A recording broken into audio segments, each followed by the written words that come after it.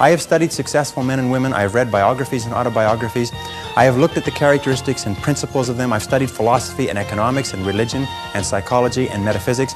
And I've come to 10 key qualities. Now, there may be more and there may be less, but I find that each of these 10 qualities that successful men and women have starts with the letter C.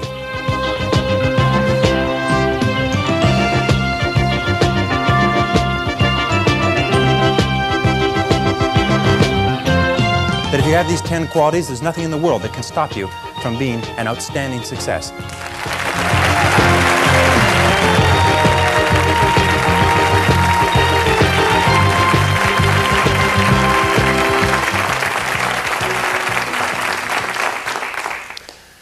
Many years ago, I started off poor. I started off broke. I started off pretty stupid.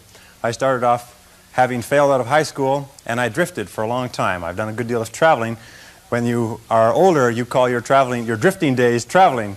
And I've done a good deal of traveling. And over the years, I began to study the subject of success. And I had one simple idea that came upon me in my late teens, and I think it was the most important idea that I've ever had. And it was simply this, that if you study successful people and you do what they do, you'll be more successful. And if you study unsuccessful people and you avoid doing what they do, then you will not be a failure. And then one of the things I've found that if you study success, you begin to internalize success principles. And if you practice proven success principles, and if you do what successful men and women have done throughout history, that you will be successful too. And it's such a remarkable discovery, but it has been worth a fortune to me. And what I want to talk to you about tonight is some of the principles that I've discovered in over 20 years of research. I serve as a consultant to over 200 corporations, and I have been a personal consultant to the presidents of $3 billion plus corporations. I have studied successful men and women. I have read biographies and autobiographies. I have looked at the characteristics and principles of them. I've studied philosophy and economics and religion and psychology and metaphysics. And I've come to 10 key qualities. Now, there may be more and there may be less, but I find that each of these 10 qualities that successful men and women have starts with the letter C. And the interesting thing about these qualities is, first of all, with them, success is predictable, and without them, failure is predictable. That if you have these 10 qualities, there's nothing in the world that can stop you from being an outstanding success. And if you lack sometimes even one of these qualities, that can be enough, can be the weak link in the chain that dooms one to a life of underachievement and failure. The second principle that I discovered with regard to these qualities is that they are all habit patterns of mind, and that nobody starts off with them, and that you can learn them, and that you can develop them with practice. And the third thing that I found is that if you will practice these principles until they become habits, until they become automatic for you, then nothing can stop you. So let's talk about these principles. They start with the letter C, each one of them. There's 10 principles. The first principle starts with the letter C. It says clarity. And clarity is the starting point of all success. It means clarity of thinking. It means thinking clearly, and it extends from thinking clearly to a series of other things. With regard to clarity, it means the ability to determine exactly what it is that you want to be, have, or do in life. And the more I study successful men and women, the more I find that every single one of them, the top 5%, are very clear about where it is they're going and what it is they want to accomplish. And when I look at unsuccessful men and women, or men and women who seem to be unhappy and floundering, I find that almost invariably they have a very, very limited sense of direction, sometimes no sense of direction at all. You see, we as human beings are goal-seeking organisms. We only function at our very best when we're working toward accomplishing something that is important to us. And in my estimation, 80 to 90% of all the unhappiness, hostility, violence, psychosomatic illness, alcoholism, drug addiction, and so on in our society is caused by people having no sense of direction. They don't know where they're going. As they say, if you don't know where you're going, any road will take you there. I remember the analogy, the fellow goes up to the edge of the woods and he sticks his rifle into the woods and he closes his eyes and goes blam, blam, blam, blam, blam. Puts his rifle down, turns to his friend and says, boy, I sure hope something good runs into that. Now, if you understand this principle is terribly important. You can be the most talented, the smartest, the best educated person with the most valuable contacts and all the advantages in life, but if you are not focused, it doesn't do you any good at all. I wrote in an article for the Wall Street Journal that if you do not have clear, specific goals for your life, you are doomed forever to work for people who do.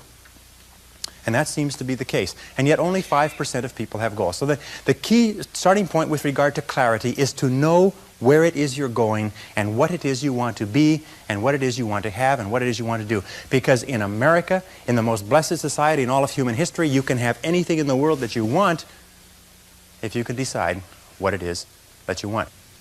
The second key with regard to clarity is decisiveness. Be decisive. I have never met a successful person who was indecisive, and I have never met a failure who was decisive. Be decisive. Develop the characteristic and quality of decisiveness. We know that the reason why we are indecisive is because we're afraid of making a mistake. But the terrible thing is that the way that we think becomes a habit. And the habit of indecisiveness can condemn us to failure. We can be talented and intelligent and ambitious, but if we cannot make the hard decisions in our life, and if we cannot make decisions readily, then what happens is we always have to work for people who do make decisions readily. Now, the interesting thing about decisions is that about 80% of decisions should be made the first time they come up. 80% of decisions should be made the first time they come up. And if you make decisions every single time they come up, sooner or later you will develop the habit of decisiveness.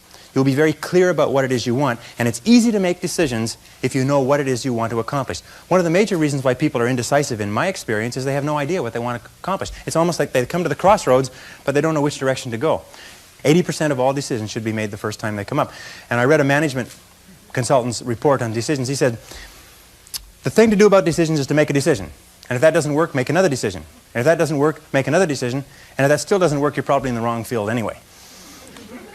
But the interesting thing is that if you make a decision, you gather momentum.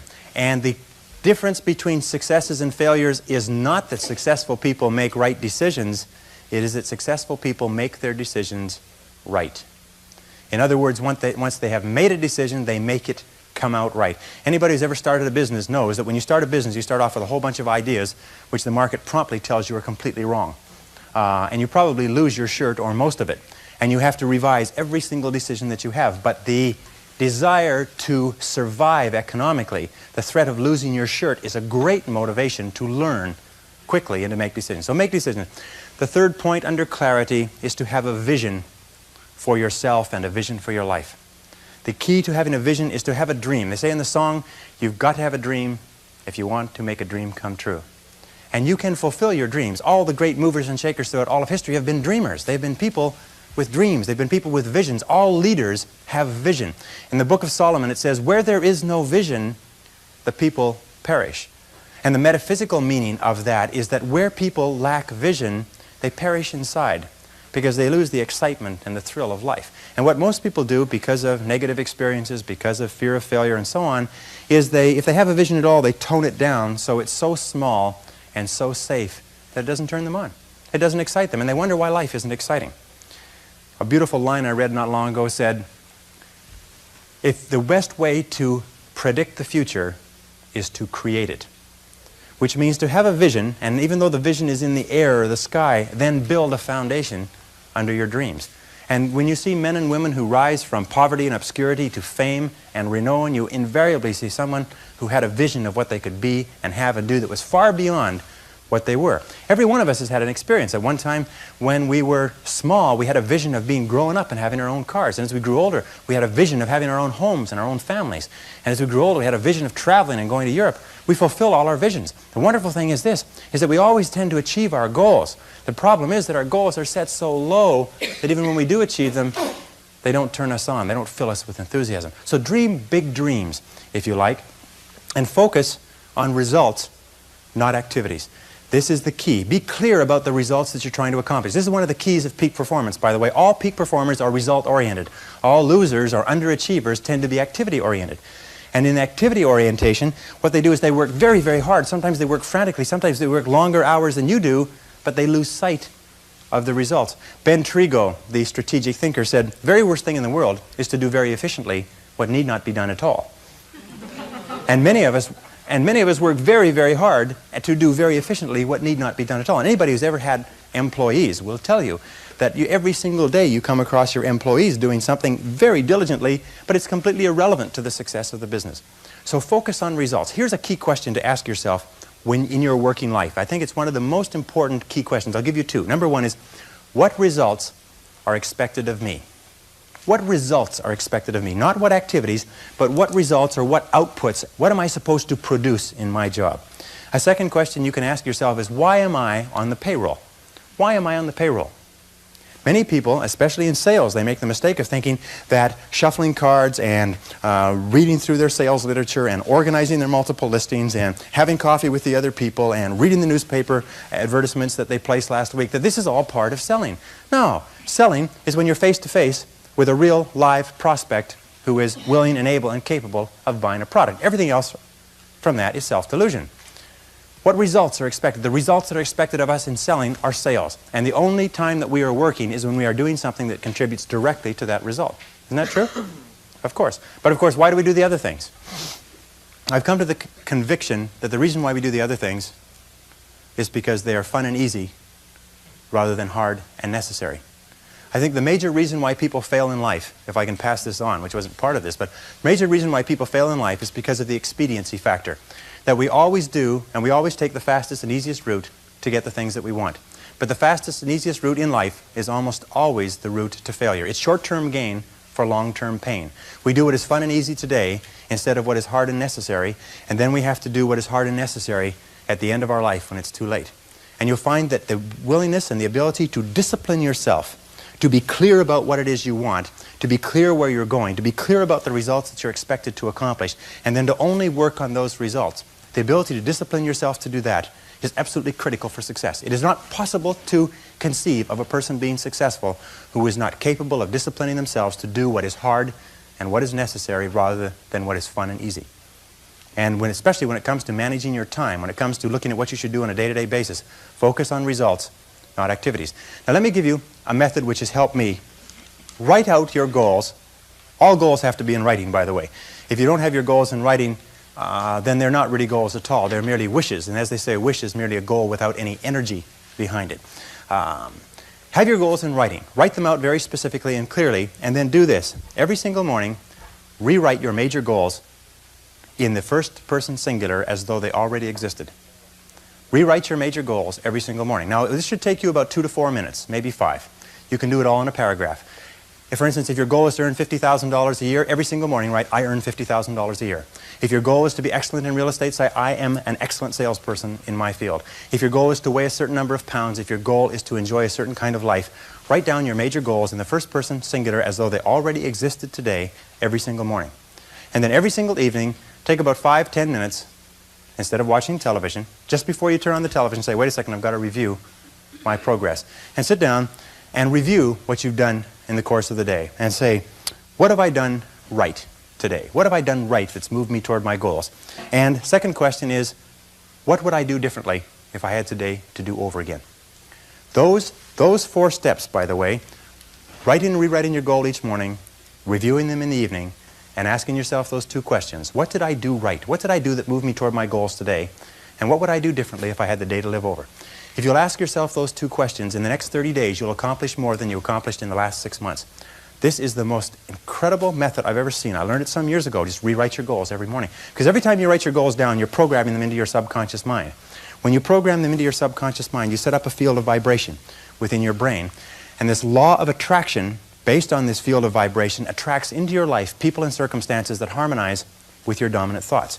Everybody here has had the experience of starting to read about a subject, think about a subject, become interested in a subject, and suddenly you started to attract into your life books, magazines, articles, conversations, people, opportunities to expand on that subject. Have you had that experience before? What you do is you create a force field, which we cannot explain scientifically, but it is a field of vibration that goes out from you and attracts back into your life everything that you need to realize your dominant goals. And everybody's had the experience of writing down their goals at the beginning of the year and opening up the envelope at the end of the year and finding that 80% of the goals have been accomplished. Have you ever had that experience? Absolutely remarkable, isn't it? The only problem with goals is that we don't set enough of them and we don't set them highly enough. You can have anything you want. Imagine you could have anything that you want, anything that you can hold in your mind on a continuing basis you can have. Anything that you are crystal clear about wanting and are willing to pay the price to get, you can have. So clarity is the key. Be clear about what you want. Be clear about what you have to do to get it. Be clear about your vision. Be clear, speak, walk, talk, and act with clarity. And that's the final point with regard to clarity, is I have seen many men and women who have tripped themselves up by being beaters around the bushers, if you like. They are very careful about whatever they say, and by the time they say it, people have gone home for lunch. And one of the keys to success is to be very straight and to be very clear, be very precise. Interesting, one of the reasons why people do not speak to the point is for fear of offending others. Isn't that true? For fear of offending others. Interesting study they did last year. They asked a great number of executives, male and female. They said, if you had to tell a person something unfortunate with regard to their career that was going to affect their lives, and this is something that you've known for a long time, how would you go about breaking the news to them? And each of the person described the strategy they would take. They would set up the timing right. They would start off with a talk about talking about subjects that they had in common. They would close the door and keep out the noise. And anyways, they went around and around, and they were all circuitous routes of how they would get to the point. And then they reversed the question. They said, how would you like to be informed of this same subject? And every single one of them said, I'd like to be informed in a straightforward way. I'd like somebody to tell me straight the news. You see, all of us want to be dealt with in a straightforward way because we know we can take whatever it is. But we think that everybody else is too fragile. So what we do is we pussyfoot and tippy-toe around and avoid giving them the news, and we finally do get the news to them. It sometimes causes more problems than is necessary. So be straightforward. Be clear in your language. Be clear in your actions. Let people know exactly where you stand, and let people know exactly what you've said and what you mean. Very, very important. And it takes practice, by the way. Every single one of these habit patterns, every single one of these qualities has to be learned by practice.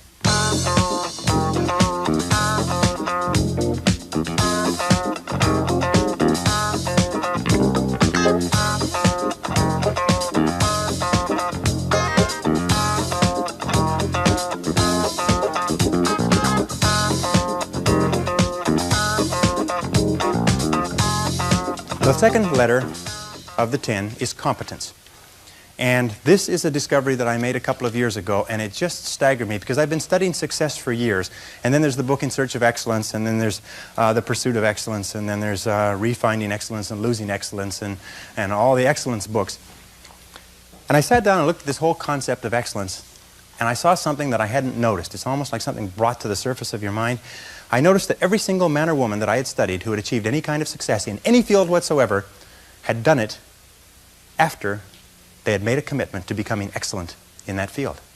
And I began to look, and I began to compare, and I began to talk to people, and I speak to thousands of people virtually every month. I found that I never found a single person who was successful who was not excellent at what they did. That competence, the commitment to becoming excellent in your chosen field, is an indispensable prerequisite for success. That if you are not good at what you do, you haven't got a chance in our competitive society unless you win the lottery. That success is predictable. If you commit yourself to becoming excellent, it does a whole lot of other things within your mind, but if you commit yourself to becoming excellent, it changes everything about you. And only the top 5 or 10% are excellent. You've heard the rule, the 80-20 rule, the Pareto principle, that the top 20% of salespeople make 80% of the sales, that the bottom 80% of salespeople make 20% of the sales. Do you know what the difference, the ratio is there? The ratio is the difference between 16 to 1. That the average income of the people in the top 20% is 16 times the average income of the people in the bottom 80%. Now, let me ask you a question. Does it mean the people in the top 20% are 16 times better than the people in the bottom 80%? 16 times more experience? Do they work 16 times the number of hours? Do they have 16 times the number of years of education? Are they 16 times more handsome? Are they 16 times anything? You know that it's not humanly possible to be twice as smart as somebody else. Unless you're looking at very, very unintelligent people and very, very brilliant people. It's just really not humanly possible on average for us to even be twice as smart as anybody else. But 20% of these people are making 16 times the average of the rest. Prudential Insurance Company did a study some years ago, and they put the thousands of agents that they have throughout the United States into their computers and compared their income, and it came out the 80-20 rule worked. 20% of the salespeople were doing 80% of the business. Well, they had all the data on the computer, so they ran it through one more time. They said, what's the average income of the top 20% of the top 20%? Compared to the bottom 80%. Now, for those mathematicians among you, that works out to the top 4%. What was the average income? They found the top 4% were earning, on average, 32 times the average of the people in the bottom 80%. So they said, this is interesting, and they ran it through one more time. They found that the top 20% of the top 20% of the top 20%, which is the top 0.8%, that's good, top 0.8% were earning, on average, 54 times the average of the people in the bottom 80%. What they found is that in every state and in every major city where they had an office with a large number of agents working out of it, there was one agent who was selling the same product at the same price to the same people with the same competition under the same circumstances, under the same set of difficulties in the economy, who was earning 50 times the amount of the average adult. That there were 50 agents in the office and one person was earning more than all of them put together. Isn't that amazing? And one of the things they found is that the key to this was that each one of these agents had made the commitment to become excellent early in their career. They didn't say, I'm going to go into this and I'm going to earn a living. They said, I'm going to go into this and I'm going to be the best. And they read every single book written by the top agents. And they went to every single seminar and they listened to every single tape. And they spent every single hour they could with other successful people learning what they needed to know to be successful. You must commit yourself to excellence. You must commit yourself to becoming the best. And the wonderful thing is that excellence is a journey. It's not a destination. You never get there. Complacency and satisfaction are the key enemies of excellence. But once you commit yourself to becoming excellent, the whole world opens up for you. A very important point of excellence is this means simply this. Do your best every time out and always strive to do it better. Do your best every time out and always strive to do it better. Remember, it's usually the last 5 or 10% of any job or project that makes all the difference. And what we do is we get to 90% done, and then we start to drag our heels. We start to put the paperwork aside. We start to think of excuses. We start to do what is fun and easy rather than what is hard and necessary. A second point with regard to excellence is this, is that if you are not excellent in your field, you don't go anywhere. You're locked in place. I had a young man come up to me at an employment seminar not long ago, and he said, there's no opportunities in sales. He said, I just got laid off. And I said, young man, I said, if you were good in your field, you would not have been laid off, because good salespeople are the rarest people in our society. And he just said, well, I said, have you ever studied sales? He said, well, I don't need to study sales. I said, why not? He says, well, I just do what comes naturally. I said, I rest my case. Selling is an art. Selling today is a profession. Selling is a science. That in order to be good in selling, you have to study it and study it and study it. And you have to study it more than the person next door who's also determined to become excellent. Excellence yields opportunities, because when you become good, you open up. It's almost like the Red Sea of opportunity opens up in front of you. When you become excellent, you come to the attention of people, and people try to get you, and they give you more responsibilities and more opportunities. And you know, when you put on your business card that you're the top person in your particular field, people like to buy from the best salespeople in their fields. And by the way, you can tell how excellent you are at any time. Any time of your life, you can tell how excellent you are. Very simple measure. How many job offers have you had this month? Interesting question. How many job offers? How many people called you up and said, I want to hire you away from where you are and I'll pay you more and give you a better deal? Because excellent people get job offers every month. Some of them get job offers every single week. If you're not getting job offers, the market is telling you this is what they think of your level of competence. Very, very important. And if you're going to do anything at all, the only time you're going to get any joy out of it is if you do it well. You see, when we do something well, it gives us a feeling of self-esteem and pride. We feel like a winner. But if we do things in an average way, it doesn't give us anything. You notice that? It doesn't give us anything. We do it in an average way, it doesn't give us anything. But if we do it in a really exceptional way, it makes us feel wonderful about ourselves. That's why the companies that have committed to excellence are not hundreds of % better in any given area. What they are is they are 1 or 2% better in 100 different areas. And that's the key. You see, you don't have to be a quantum leap different from somebody else. You just have to be a little tiny bit different in the critical areas that make a difference. And you can achieve that simply by making it a goal, setting it as a goal, and working on it. You can become anything that you want to become. The harder you work, the better you get. The harder you work, the better you get. You know, in our society there's a lot of controversy over why should I work so hard for my job. The fact of the matter is that less than 5% really succeed. Less than 5% of the population really succeed at life. Of 100 people working today, only 1 will be wealthy when they retire. 4 will be financially independent. 15 will have some savings. 80% will be broke and dependent upon charities and pensions. Only 1 or 2% of people in each generation really makes it in life. And in every single study, those people who make it are those who work hard, hard, hard. And if you think that it's hard to be successful, try being a failure. Try coming to the end of the trail with no money, dependent upon pensions, and you don't know what hard is until you try living like that. But if you work hard, the average self-made millionaire in America works 12 to 13 hours a day, works about 60 to 65 hours a week. I'll tell you this with regard to hard work, that in our society you only work 8 hours a day for survival. Everything over 8 hours is for success. And if you're only working 8 hours a day, you're in trouble. If you're only working 8 hours a day, you better have a rich uncle, or you better have somebody else who's going to take care of you, because 8 hours a day only gets you survival in our society. Because it's so competitive that somebody else is working 9, they've got an edge on you. Somebody else is working 10, they've got a bigger edge on you. Every hour over 8 that you invest is an investment in your future, is an investment in your success. And if you put in the hours over 8, Whether it's studying or reading or working, if you put in the hours, it will pay off, and it will pay off in spades. It's like throwing seed in the ground. When you throw a seed in the ground, the plant that comes up is not just one seed, it's hundreds of seeds. There's a crop that you put in, but you must put the seed in the ground first. The market only pays excellent rewards for excellent performance. It pays average rewards for average performance. It pays below average rewards for below average performance. And I talk to men and women all over America who are unhappy, and they're sad, and they don't like their work, and you know why? It's because they're not good at what they're doing. Well, let me give you a couple of key points. First of all, you'll never have a feeling of self-esteem and self-worth. You'll never feel wonderful about yourself until you know that you are good at what you're doing. Number two is if you do not love your work enough to want to be the best at it, get out of it the way you would get out of a burning house. Do not stay at a job that you do not love, because it is the high road to failure, dissatisfaction, frustration, and unhappiness in life.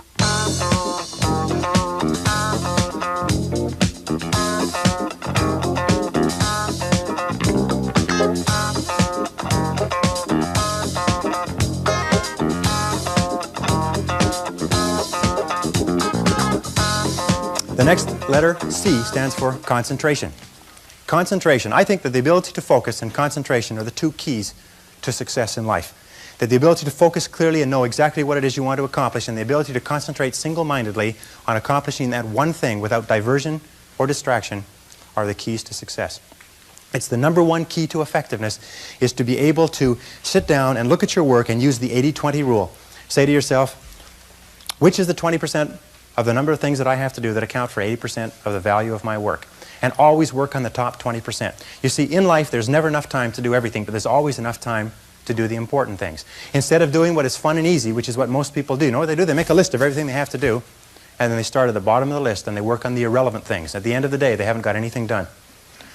Successful people, peak performers, concentrate on the top items. And remember, anything other than working on the top items on your list is a waste of your time. And time management is not just time management is life management.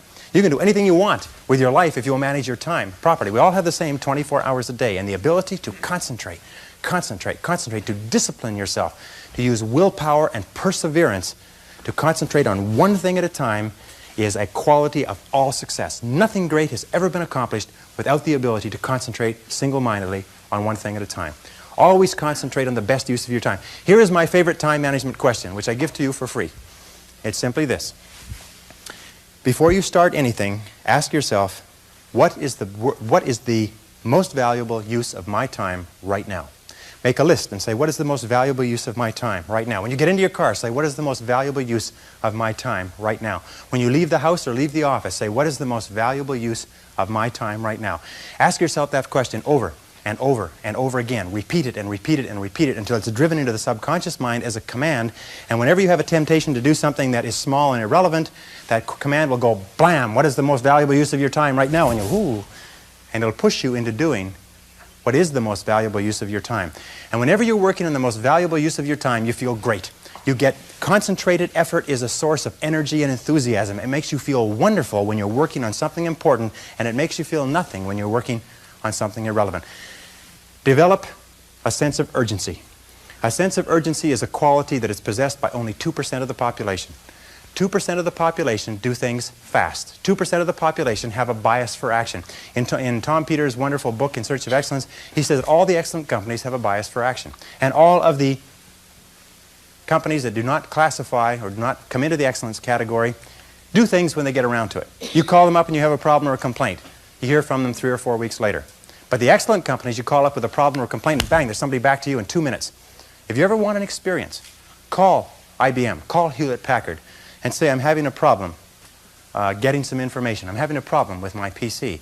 They won't let you off the phone until they've taken care of you. You call the other companies, they'll say, it's not my job. They'll say, the guy who takes care of that isn't here. When will he be back? I don't know. Can you take a message? I don't have a pencil. You know, you've spoken to those people?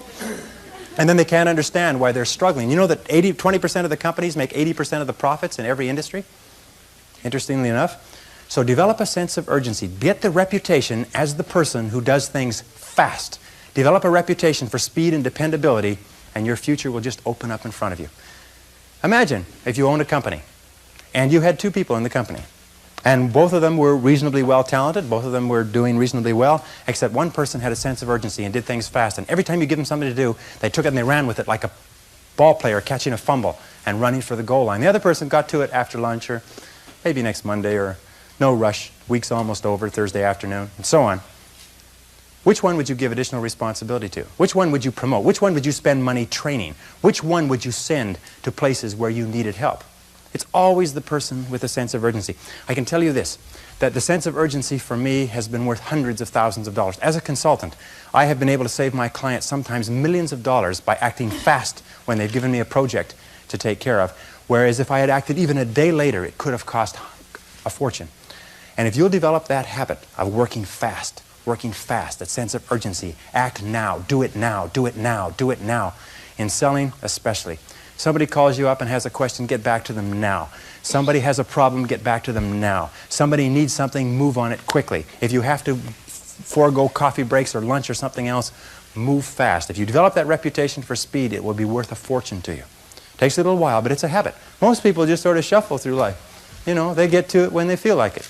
But all the excellent people, all the high performers have a sense of urgency. And finally, complete each job that you start. Get on with the job and stay with it till it's 100% finished. The difficulty that people have in completing their tasks is absolutely amazing. In a study amongst 106 chief executive officers last year, they were asked what qualities out of 26 would be most important in putting a person on the fast track to success in your company. And they agreed almost unanimously on two qualities. Number one, the ability to set priorities, to determine what is relevant and separate it from what is irrelevant. And number two is a sense of urgency, the ability to get on with the job and get it finished fast.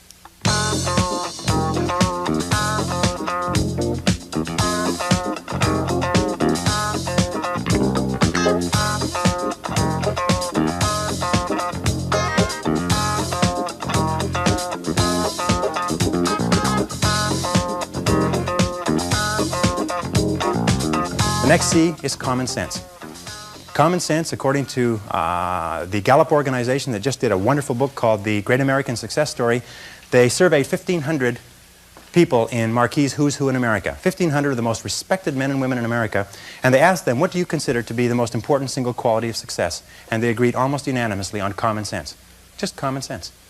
Good common sense. As my friend Charlie Jarvis says, the average person has an enormous amount of common sense because they haven't used any of it yet. You can train your mind to have common sense. You can train your mind to think things through before acting. In my experience, action without thinking is the cause of every failure. Action without thinking is the cause of every failure. And common sense comes from taking the time to think things through before you act. Listen to your intuition. Your intuition is one of the best guides that you possibly have. You know from some of the other work that we've done is that each person has inside them an intuitive sense which will always give you the exact right answer for you. They've done some studies between men and women. When they test women's intuition, you've heard of women's intuition, everybody's heard of women's intuition, they find that when you give men and women tests and they're asked to answer on the basis of their intuition, men's intuition is equally as accurate as women's intuition. The only difference is that in real life, women have the intelligence to listen to their intuition, which is why they're smarter than men. And men do not listen to their intuition. Instead, they override their intuition because they're trying to get something they want the fastest and easiest way, even if their gut feeling says don't do it. Has anybody here ever gone against their intuition and had it work out? No. Your intuition will always give you the most accurate answer for you. It's almost like an inbuilt computer that will take all of your life experience and knowledge and everything going on around you and give you exactly the right answer. So listen to your intuition. Learn from your setbacks. This is one of the characteristics of high-performing men and women, is that every single time they have a problem or a difficulty, they sit back and they dissect it and they learn everything possible from it. They try to develop general principles from each setback. They say, what is the valuable lesson I can learn? So you take a look at everything that has happened to you, take a look at the very most difficult experience that you're in right now, and ask yourself, what is the most valuable lesson I can learn from this experience? And believe me, if you look for the lesson, in the Bible it says, seek and ye shall find. It doesn't say seek and occasionally you might find something. It says seek and ye shall find. If you look for the valuable lesson or the seed of an equal or greater advantage or benefit in every difficulty, you will find it. It's always there. And I love the line from Socrates that says, the unexamined life is not worth living. Which means that the life where you do not take the time to reflect on your experiences. Aristotle said that wisdom is an equal measure of experience plus reflection. And the reason so few people have wisdom is what they have is experience, experience, experience, but they never take the time to sit back and reflect on what's happening to them, reflect on what they're learning. How many people here have seen people get out of bad relationships and get immediately back into bad relationships? Or get out of a lousy job and immediately join a company and get into another lousy job? What is the natural thing that people do? They get fired or laid off from a job, they quit, they go down the street, they look for what? Another job exactly like it.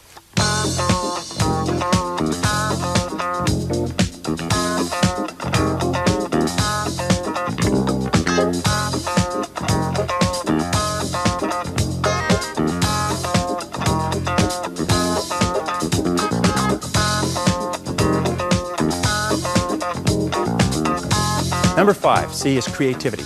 Tap your creative potential. Accept the fact that every single human being is a genius, and all successful men and women are creative.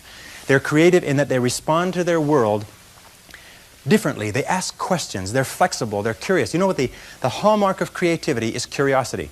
The hallmark of ignorance and stupidity is the cessation or stopping from asking questions. And I've worked with some of the brightest men and women in this nation, and I find that the smartest people of all, the ones that have the greatest education and the most experience, are the ones who ask the most questions. They ask questions almost as if they were children, but they never stop asking questions. They're very open and flexible, and they have the ability, once they learn a new piece of information, to drop what they're doing if the new information contradicts it and do something else. Do you know what most people do? Most people keep on doing what they're doing until they run into a wall. As they say, the more you do of what you're doing, the more you'll get of what you've got. Someone pointed out to me not long ago, and I think it's very true, is that all changes in our life come with the input of new information. That if we do not have new information, we keep on doing the same thing forever as the result of inertia. And creative people are always looking for faster, better, easier, cheaper, newer ways to do things. Remember, 80% of everything that we are doing today in our general business will be different 5 years from now. 80% of the products that we use, the food that we eat, the cars we drive, the music we listen to, the movies we go to, even the streets we drive on, 80% of everything will be new in 5 years. That's how rapidly things are changing. According to the research, all you need is an idea that's 10% new to start a fortune. An idea that's 10% new. As a matter of fact, an idea that's more than 10% new is probably too new for the average consumer to accept it. An idea that's 10% new. Interesting point. The single greatest source of self-made millionaires in America. Do you know what industry it is? Can you guess? You wouldn't believe it. Dry cleaning.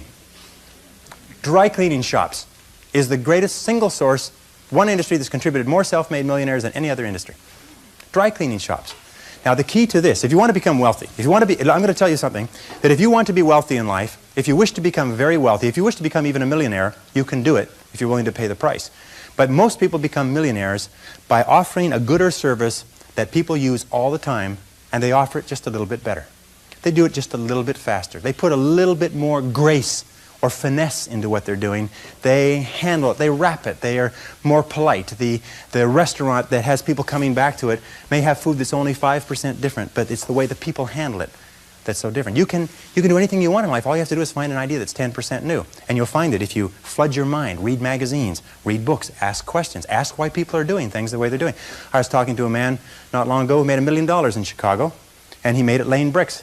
And he never laid bricks in his life. But he went to a union bricklaying job, a large building downtown, and he asked them why they were laying bricks like that and why half the men were sitting around. They said, well, that's the way we always lay bricks. He said, well, how come all the men are sitting around? They said, well, because they have to lay the corners first, and then the men fill the bricks in between. He said, why can't they lay the corners and the walls at the same time? He said, we just don't do it that way. So he sat down, knew nothing about construction. He sat down, he came up with a system that enables you to build the center of the wall and the corners simultaneously. And then he bid on construction jobs. And he could bid 40% under any company using the old method. And within a year, he'd made over $1 million in construction. He had half the construction in Chicago a few years ago. And he didn't know anything about it. Look for ideas. Keep your mind open and flexible. Ask questions. Remember, one new idea is all you need to start a fortune. And within every single person here, you have 4 ideas, an average of 4 ideas per year, driving to and from work, any one of which will make you a fortune. Any one of which will make you wealthy. How many times, I can prove it to you. Want me to prove it to you? How many times have you been going about your daily business and you see the need for a product or service? And you say, now I wonder why somebody doesn't produce that. And about 2 or 3 years, then you say, well, it can't be any good. I thought of it after all. Like Groucho Marx, when he resigned from a club once, he said, I wouldn't be a member of a club that would have, I wouldn't stay in a club that would have me for a member. Have people like me for a member. So we get those ideas and we say, well, it can't be any good because I thought of it. And then 2 or 3 years later, a company comes out with that idea, or some company comes and makes $1 million at it, and you say, I thought of that idea 2 or 3 years ago. Every single person here has had that experience. What you have to do is trust your ideas. Trust your ideas. If you decide that you're going to earn a certain amount of money, that you're going to achieve a certain level of wealth, that you're going to achieve a certain life estate, and you program that into your subconscious mind, and you then turn it over to your intuition, you will get the ideas, the insights, the inspirations necessary to achieve your goals. And that's the only difference between very wealthy, successful people and the average person, is that they simply follow their intuition. They're not smarter, they're not different, they're not more educated, they're not more talented, they just follow that inner guide.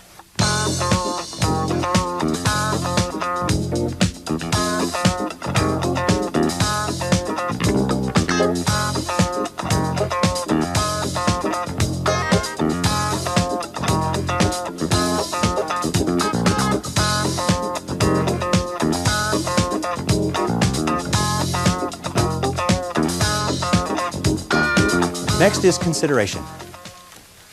Consideration is based on the fact that the quality of your relationships with other people more than anything else will determine your success in life. How well you get along with other human beings, your quality of interaction will determine your happiness, your success, your achievements, your wealth, and anything else. Charles Schwab, the founder of U.S. Steel, said that I will pay more for the ability to get along with others than for any other skill in America. And that's very, very true. Develop the people skills that you need to be successful. Take courses in communications. Take courses in effective listening. Take courses in public speaking. You know, one of the most important parts of communicating and getting along well with others is the size of your vocabulary. You've probably heard that before. The size of your vocabulary, your ability to express yourself orally, your ability to stand on your feet, your ability to write effectively and get your point across to others will have a tremendous impact on your life. Because you cannot imagine a successful person who cannot communicate effectively with other people. And you can develop the capacity to be an excellent communicator. If you were to learn one new word a day, if you were to make an effort by carrying a dictionary around, I have taught myself French, Spanish, German, and smatterings of about 10 other languages. And the way I taught myself that was I learned the basic vocabulary, I studied it, learned the basic vocabulary, and I carried a dictionary around with me. And every time I saw a word I didn't know, I looked it up in the dictionary. And within a very short period of time, I could eat, live, walk, talk, and speak fluently in those 3 societies. And I've traveled all over the world in those 3 languages. Sometimes I get in a position where I'm talking to a person in French and a person in German and a person in Spanish, and my mind goes, and I end up babbling. But nonetheless, you can learn it just simply by looking up the word. If you looked up one word a day, which would be 365 words a year, within 5 years, you'd be one of the best educated people in history. Because every word that you learned would introduce you to about 10 more, sort of open the door to about 10 more. The average child learns almost 5,000 words in the first 5 years of life.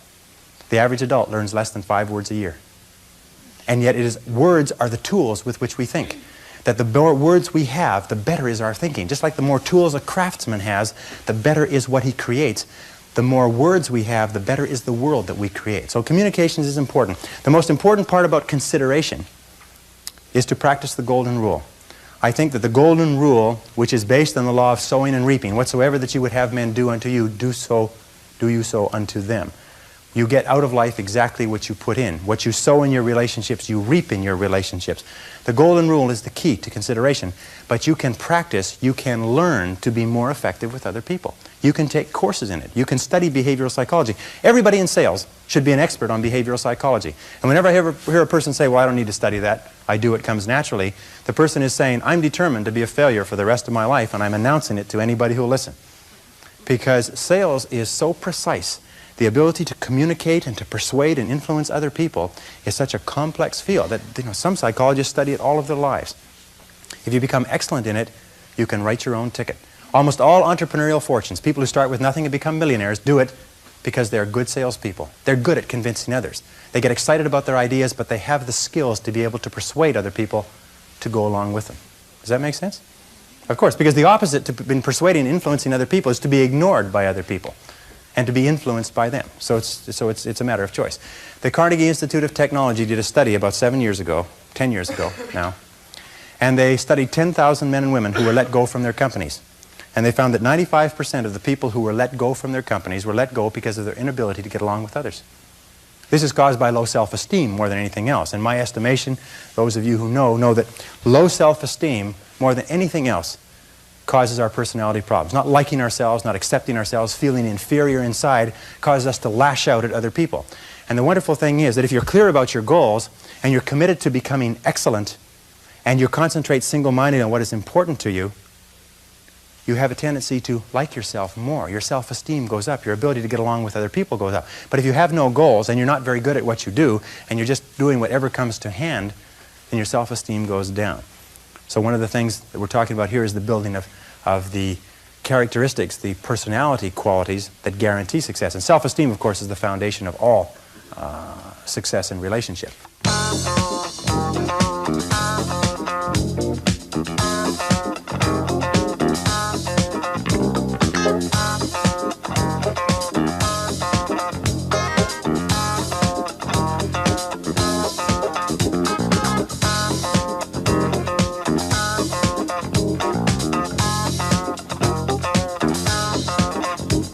Well, the seventh C is consistency. Consistency is absolutely critical. You can have all of the others, but if you're inconsistent, it's going to really hurt you. Consistency means that dependable, steady, predictable work is always vastly superior to spurts or flashes of brilliance and genius. That the person who is like the tortoise, who just plods steadily away, old steady Eddie, is always the person who tends to be more successful than the one who flashes here and flashes there but cannot be counted on over the long term. Be consistent in your relationships. Especially be consistent with your family, be consistent with your friends, be consistent with your boss, be consistent in your work.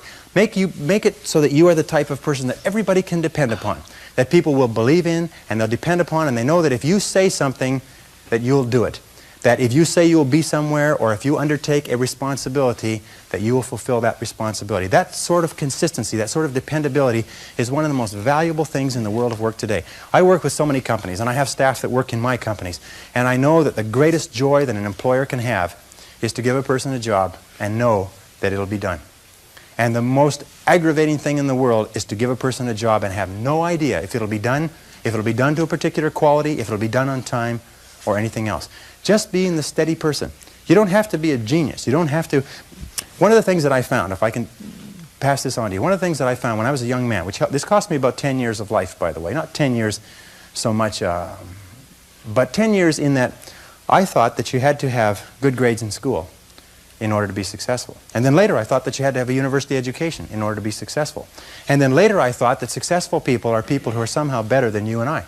They somehow have unique talents, that somehow the gods have descended from Olympus and touched them on the heads. But one of the things that I found is that nobody is better than you or I. When you see men or women accomplishing great things, they're not better than you or I. They're not different from you or I. They're just doing things in a different way. You look at a person you went to school with who's now doing surgery as a doctor. The person's the same person, except that they've learned how to do surgery. You look at a person who you went to school with who is now an outstanding success in a particular field. All they've done is learned how to be a success in that field. And consistency. There's a law of accumulation in the universe, if I can pass this on. A law of accumulation that says that even though you do 100 things or 1,000 things that you don't see, eventually they accumulate and they gather a force of their own. That every single great accomplishment in life is the result of thousands of minor accomplishments that nobody ever sees. One of the people on the program, Lifestyles of the Rich and Famous, who had become successful as a singer, they said, "Isn't it wonderful that you've become so successful as a singer?" She said, "Yes, it's wonderful."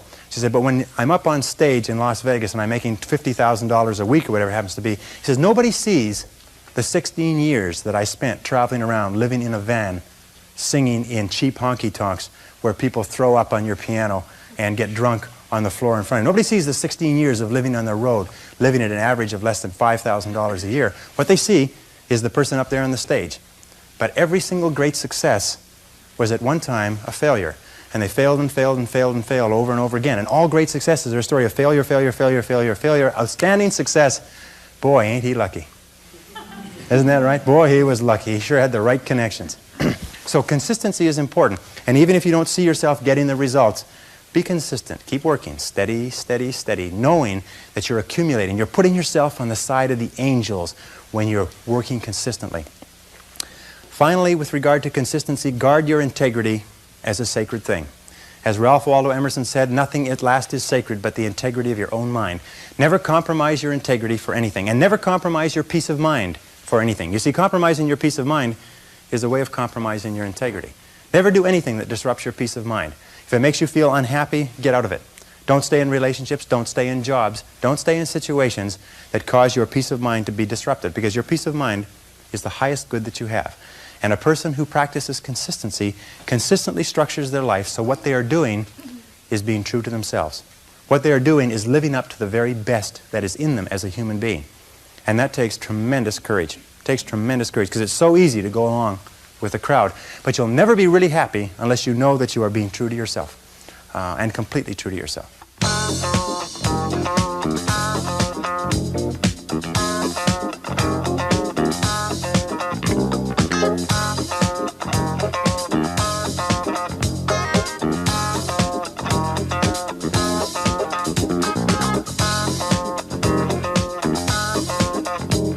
The next C is commitment.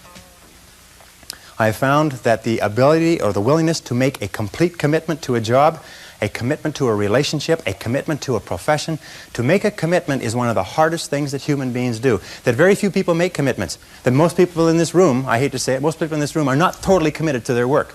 Oh yeah, they're doing it, they're in it, they're doing a reasonably good job, nobody's fired them yet, right? But they're not committed, their whole heart isn't into it. And yet no success is possible without commitment. Who is it that Emerson said that every great achievement is the triumph of enthusiasm? That the ability to commit yourself enthusiastically, wholeheartedly, 100% to what you want to do is the starting point of all achievement? That if you cannot commit yourself wholeheartedly, it probably means that it's not right for you? And that all of us in life seek for something that we can commit ourselves to. Alan Cox, in his book, The Achievers, which came out last year, found that the executives in the corporations that he studied who achieved the very most in the shortest period of time had found the proper niche for themselves and had lost themselves in their work.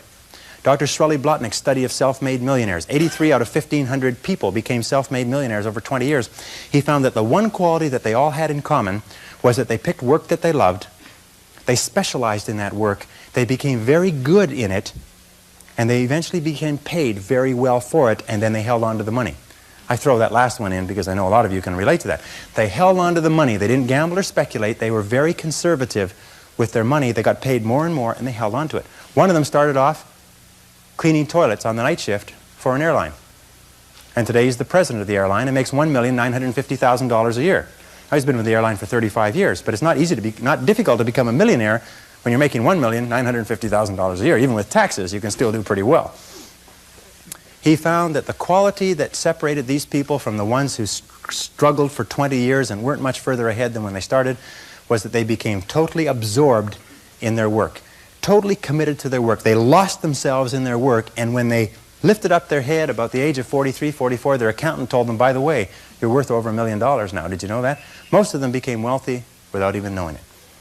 And so it's important that you find the work that you can commit yourself to. It's important that you find the relationship you can commit yourself to. And if you are an employer and you have people working for you who are not committed to their work, these people are like rotten apples in a barrel.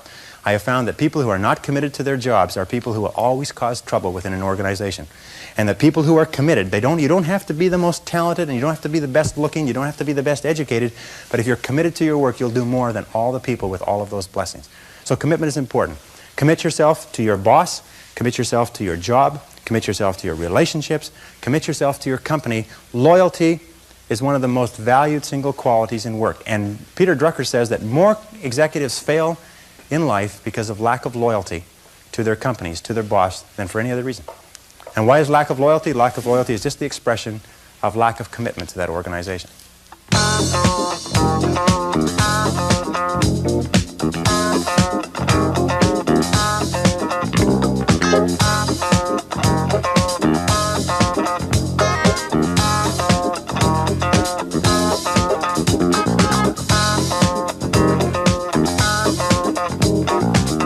Courage is the outstanding quality of all leaders.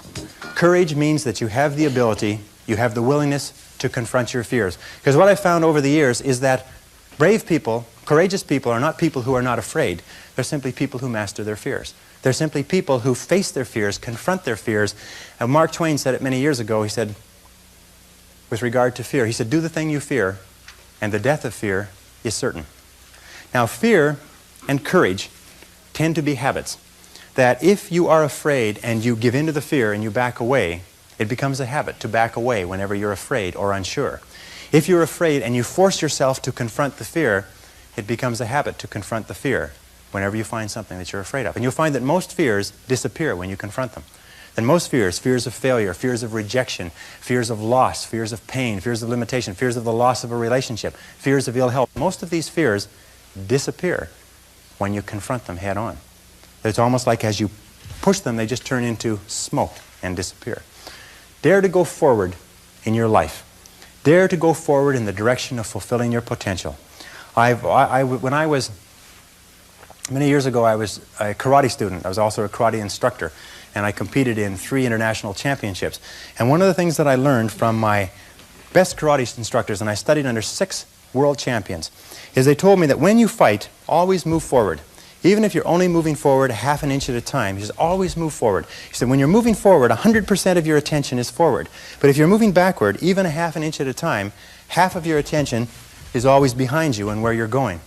So always move forward. Always dare to go forward. Whenever you have a choice of either staying still and playing it safe or moving forward, move forward. Not because you'll necessarily succeed every time, because it reinforces and cements the habit of moving forward.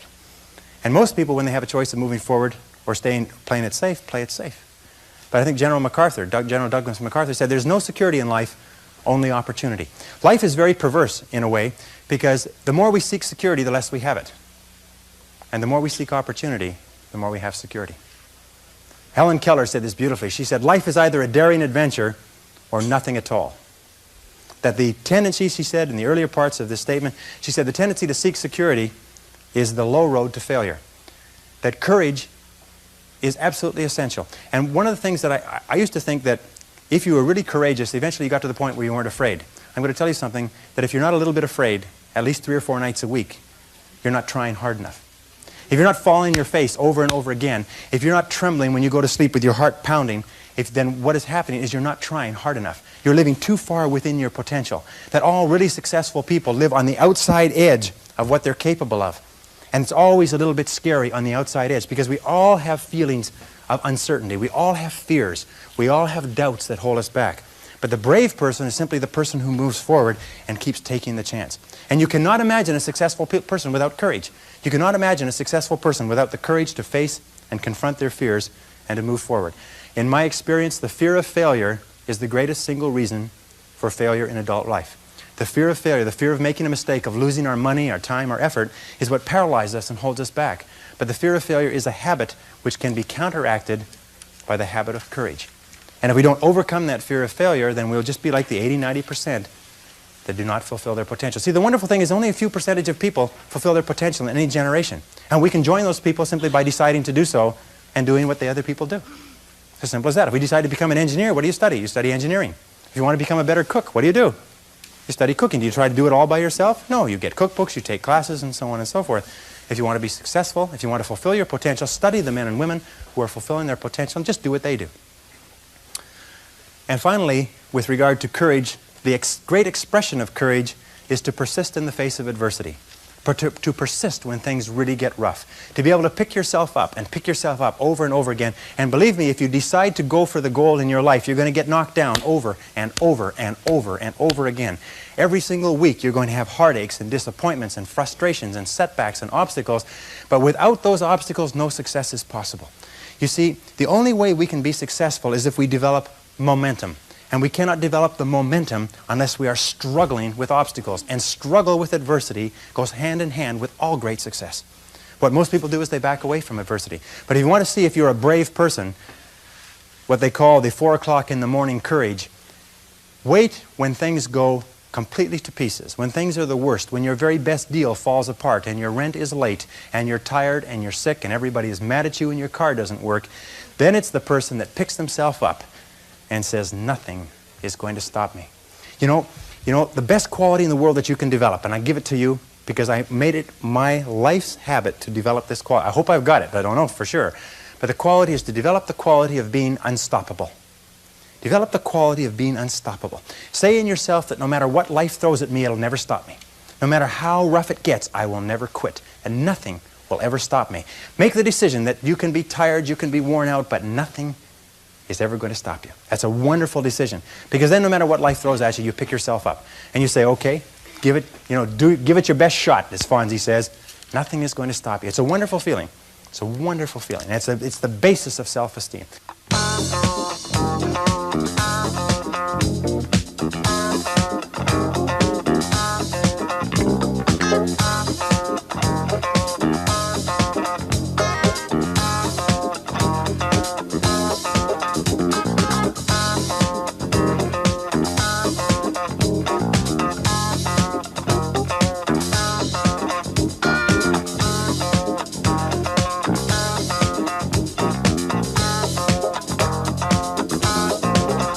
Well, the last C is confidence, and confidence comes as a result of everything else.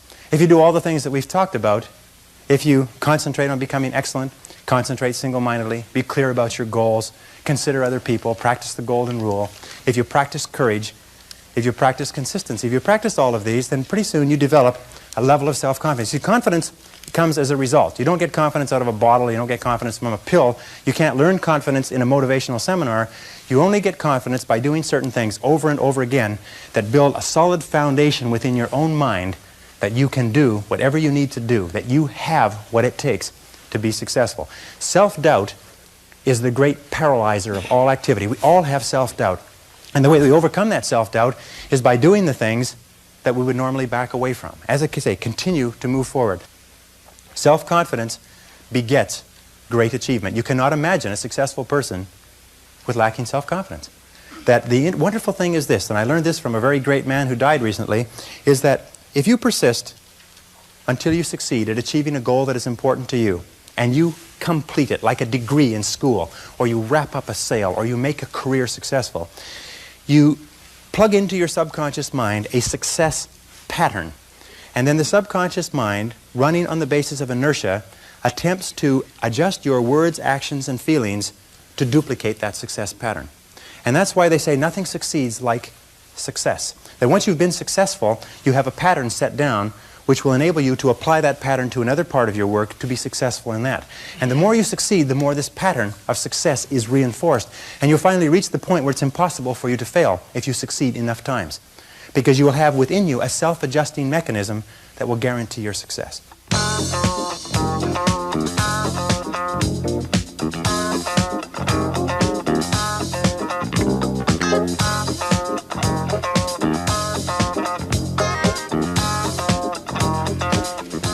Behave confidently, as Dorothea Brande wrote in 1935 in her wonderful book, Wake Up and Live. She said, the key to success is this. She said, go confidently in the direction of your dreams. Act as though it were impossible to fail. Go confidently in the direction of your dreams and act as though it were impossible to fail. And this brings us to the most important part, if I can just summarize in 1 minute. It is this, is that your true beliefs are only and always expressed in your actions. It is not what you say or what you intend that tells what you believe, but only what you do. Your actions are always the true measure. And the interesting thing that we've learned in behavioral psychology is this, that if you do not feel self-confident, courageous, consistent, like concentrating, clear, and so on, if you don't feel like it, and most of us start off not feeling like it, if you will act the part, if you will pretend as though you have the quality already, the feelings will generate the actions, and the actions will generate the feelings. That if you will act, walk, talk, and live by the same principles and do the same things that successful men and women do, even if you doubt yourself in the initial stages, eventually you will come to the point where you actually feel to the bottom of your soul like a successful, positive, confident, cheerful, optimistic, unstoppable human being. And that's the key. Act the part until you feel the part. Do what successful people do, and do it over and over again until it becomes ingrained as a habit. And then you'll wake up one morning and you will be the success that you dream of. Thank you very much.